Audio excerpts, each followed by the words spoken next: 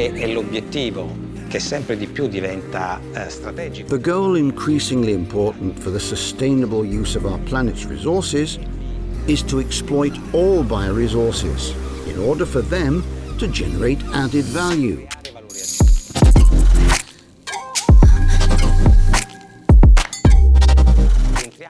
And here we touch upon a concept tied to circular bioeconomy. That is to say, the approach of an efficient use of resources which allows us to put everything which isn't necessary for food to other uses. Waste, byproducts, food surplus, it's all circularly reintroduced into the production chain, giving it new life, so it can become new raw materials, secondary raw materials.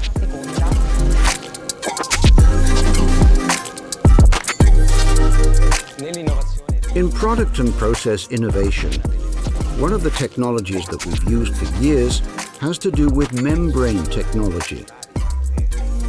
These are special membranes made out of ceramic materials and biomaterials.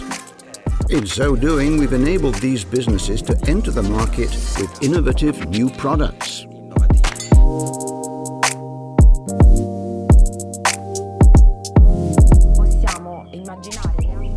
Let's take, for example, amurca, a byproduct generated by olive oil extraction, which contains many molecules which can have a positive effect on consumers' health. Its disposal can be avoided or prevented if we process the amurca, extracting these molecules, these antioxidants, polyphenols. Why? Because these antioxidants can be used as dietary supplements, in cosmetics, in baked goods, as well as to improve the conservation of food products, because they are antibacterial. These same technologies can be used on waste from other sectors, with sustainability ever in mind.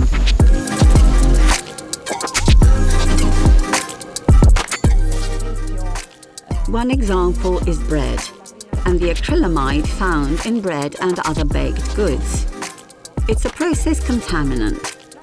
We help businesses fine-tune their bread-making process so as to monitor and reduce acrylamide levels. We take a sample, which represents the entire batch that we want to analyze, and subject it to mass spectroscopy and chromatography, which allows us to perform screenings and quantify the contaminants present in very low concentrations, such as parts per million, parts per billion, and thus verify, for example, whether that food is safe according to legal standards.